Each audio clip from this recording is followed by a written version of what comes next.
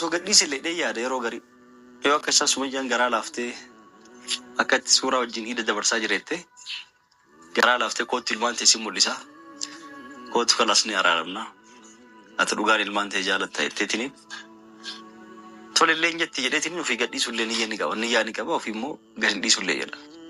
Har'a inni yoo gadhiisillee sila har'aa yoo har'a gadi dhiisii yoo kalas gadi godhanna inni turre. So akkasii jennu jaartii lama godhannee kunoo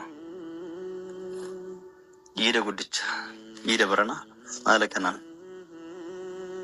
ilmaan xiyyaaf jaartii xiyyaan alatti kabaje jaartolee xiyyaan alatti kabajaa jira jechuudha barana. Yiidni baranaa kun hin dagatamu inshaallah tabara dhuftu immoo jaartolee xiyyaa hunda wajjiinuu ilmaan xiyya hunda wajjiinuu rabbi wannu quunnamsiisee rabbi fayyaa fi nagaan isaan jiraachisee rabbi umurii isaanii dheeressu hunda isaanii. Wayi Saayidoo dhugaa waaqayyo Saayidoon baay'ee tokko nama gaddisiisa dhugaa dubbachuudhaaf. Namni gubbaa namaa ilaaleetu murteessa jechuudha.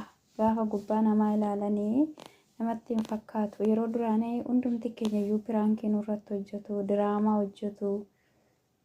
Wanti kun sirrii miti jennee mormaa turre jechuudha. Keessattuu anillee ofii kiyya dhugaa dubbachuuf wanti kun dhugaa natti hin fakkaanne. Har'a garuu gaafa inni akka kanatti ni guyyaa iidaatiin suura qabatee as bahee ayyaana iidaa akka kanatti nan dabarse jedhee gaafa inni dubbatu dhugaa dubbachuuf baay'ee tokko nama gaddisiisa.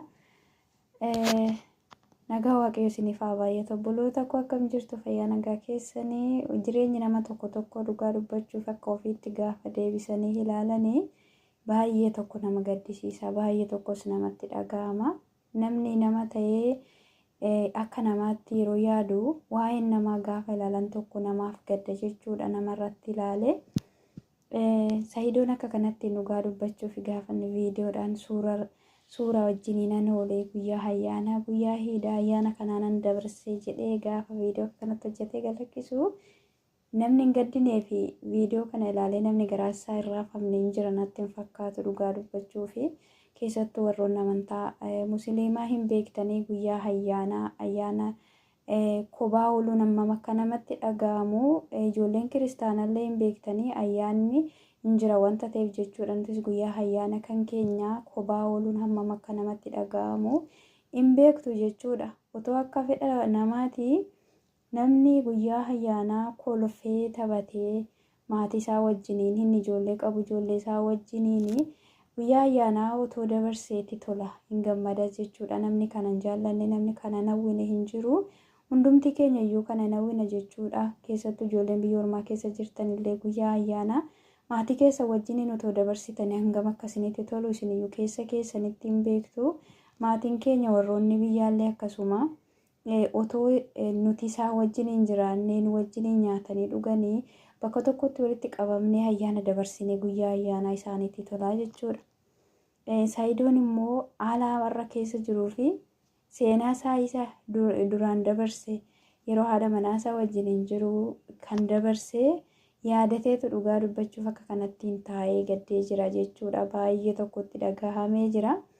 Saayidoon duraan yoo viidiyoo hojjetullee bakka amma tokko kokkolfaatuma otomatti dhaga'amu keessa isaatti obsaatuma jechuudha. Ilmi dhiiraa tokko hin jabaata akka dubartootaa laafetoo hin boo'u akka dubartootaa bakka otoo nuti dubartoota ta'e jechuudha. Dhugaa dubbachuu fi baay'ee garaan keenya wanti nu jedhaa obsuullee hin dandeenyu hin boonyallee jechuudha. Dhiirri garuu immoo akka kanaa miti hin beektanii jabaataadha amma tokko jechuudha. Keessa isaatti gadda malee gubbaatti baasee mul'ifachuu hin barbaadu ilmoon dhiiraa tokko. Keessa isaatti garuu bakka gadi of dhoowwa malee keessa isaatti jireenyi isaa baay'ee ceephamaa jechuudha. Nuti ammoo otoo amma bakka isa ta'uu ishii ta'ee inni ijoollee kana lamaan jalaa fudhatee badee ishiin immoo kophaa ishii jirti taate dhugaa dubbachuuf miidiyaan kun iyyuu hin ga'u. Sababiin isaa boossee maraatti jechuudha. Dubartiinii fi shamarranii fi dhiironni garaan isaanis tokko miti. Yaanni isaanis yaa tokko miti. Innaa akka kanan isin hin jedha obboloota koo dhugaa dubbachuuf baay'ee tokko nama gaddisiisa. Ani waan biraan jedhu dhugaa dubbachuu fi waaqayyo walitti isaan haa deebisu. Daa'ima isaanii wajjiniin waaqayyo walitti isaan deebisee akka isaan guddifatan haa godhu. baay'ee tokko nama gaddisiisaa. Jireenya namaa keessatti gaafa wanti nama muudanne hin jiru, wantoota baay'eetu nama mudata. Chaalenjii baay'ee qaba jireenyi gaa'elaa jechuudha. Yaa'u ishiinis immoo xiqqidhuma qabatteetti amma kana qixxee kan ishiin irraa fagaattee daa'imallee dhoksitee bakka meeqa seentee biyya meeqa seentee akka kanattiin bakka itti dhalli namaa yeroo ammaa kanatti xiyyaara mitiitii makiinaa yaabbateeyyuu wal barbaada dhiisetti isaan garuu akka kanattiin xiyyaara yaabbatanii achis innis bakka ishiin deemtu deemee ishiin illee bakka inni jiru immoo baqattee akka kanattiin nama deemaa jiran jechuudha. Yeroo jalqabaatii fi Saayidoo fi Sumayyaan Itoophiyaa keessatti namoota xiyyaaraan wal barbaacha deeman jennee fudhachuus hin dandeenye dhugaa dubbachuu. Yeroo tokko immoo nama kofalchiisa jechuudha. Dhugaa dubbachuu fi Saayidoon nama cimaadha. Nama dhiira jabaadhaan akka kootitti jechuudha dhugaa dubbachuu fi otoo dhiirota tokkooti amma kana qixxee dubartii wajjiniin laffa'ee hamma kana qixxee dubartii wajjiniin hin cannaqamu jechuudha. Dhalas yoo ta'e boruun argachuu danda'a. Dubartiis yoo ta'e kan ishii caaltu fuudhuun danda'a. Dhimma ishiiti jedheetu bakkeetti ishii gatee biraa deemuu danda'a. Garuu Saayidoon dhugaa nama cimaa dhiira jabaadha jedhee kana nani fudhadheef isa kanaafin otoo ishiin akka kanatti isa aarsitu otoo ishiin asiifas jalaa miliqxee dhokachaa jirtu inni garuu abdiin kutadhu jedhee dhala koo arguun qaba jedhee bakka hundatti garanaaf garasitti dhugaa dubbachuuf xiyyaaraan si'a 3 ol deemee jira jechuudha. Itoophiyaatti illee galee si'a 2 deebi'ee Yemenitti immoo si'a 3ffaadha jechuudha. Hamma kan deebi'e yeroo darbes immoo biyya ishii sanallee deemee ture jechuudha. Haala rakkisaa keessatti otoo lubbuu isaatiif of hin sodaatin dhugaa dubbachuu fi kun jabummaa isaa agarsiisa. Dhala isaa argachuu yoo haa baatu malee ammaaf dhala isaa wajjin wal arguu haa baatu malee seenaan kun boru dhala isaa biratti hin dhokatu jechuudha. Dhugaa dubbachuu fi hin beektan jechuudha. Ijoollee xixiqqoo ta'anii gaafa seenaa haatiif abbaan ofii nama wajjin hin dabarsan gaafa dhagaan dhalli illee seenaa haadhaaf abbaa ofii isa duraan sana yaadatanii xiiqii yookaan yaadannoo kan jedhamu wayitu nama keessatti dhaga'ama. Eda abbaan koo yeroo sana akkasitti na barbaade jetteellee dhalli isaa innarraa akka kanatti hin barbaadu kuni dubbii yookaan immoo haasaan bira nanqatu wanta ta'eef hin dhageessi. Boru gaafa guddatte akka kanatti abbaa ishiitiin illee dhaadhachuu dandeessi dhugaa dubbachuudhaaf. Ani baay'ee tokko na ajaa'ibsiifadhe Saayidoo jechuudha. Dhiironni hundumtoota fakkeenya kana irraa fudhatanii baay'ee tokko natti tola dhugaa dubbachuu fi dubartiin biyya keenyatti amma hin beektanii yoo ishiin baddee yoo ishiin wal lolanii yoo ishiin dhala fudhattees deemtee dhimma ishiiti jedheetu biraafa guyyaa 2-3 jaarsa itti ergee wanta godhamu tokko godhee warrateetu biraafa jechuudha. Wanta afaan isaarraa baasee ofirraa baasee jechuudha. Namni borumaaf akkas goote akka isaan hin jenne.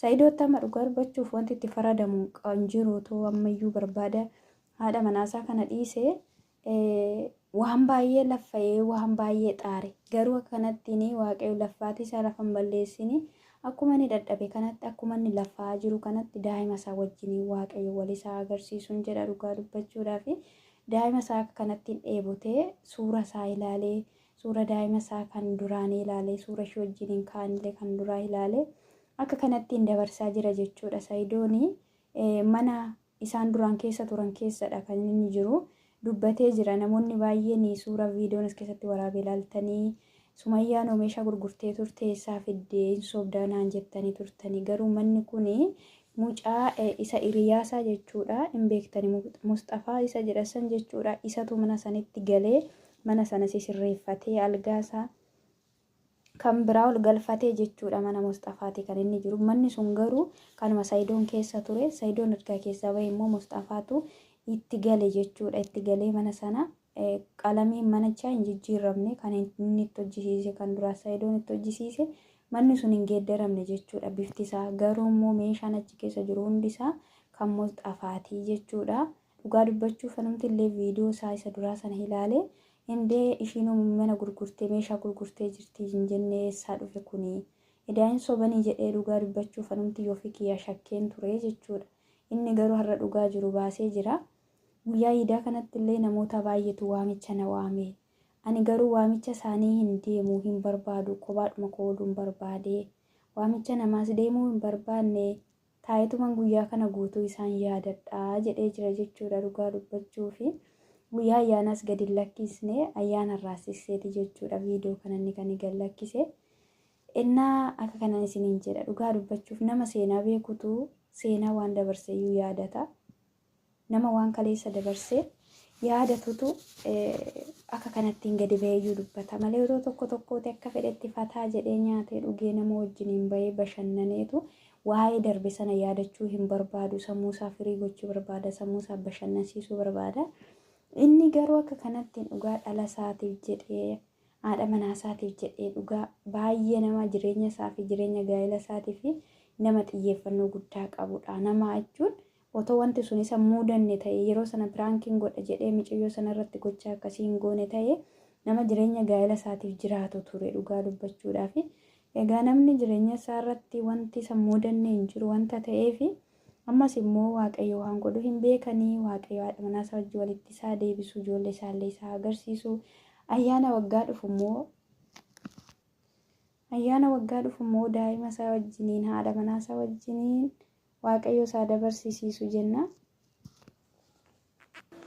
Isinillee akkasuma waaqayyo waggaa dhuftutti daa'ima kee wajjin siyaa dabarsiisu jedha dhugaa dubbachuudhaaf eebbi namaa waan namaa godhu hin beeka wanta ta'eef akka kanan isinin jedha hordoftoota kiyyaa waan amma ammaatti immoo wajjiniin turtaniif guddaa galatoomaa. Amma viidiyoo biraatti walitti deebinutti turtii gaarii naa qabaadhaa. Nagaatti naaf tura.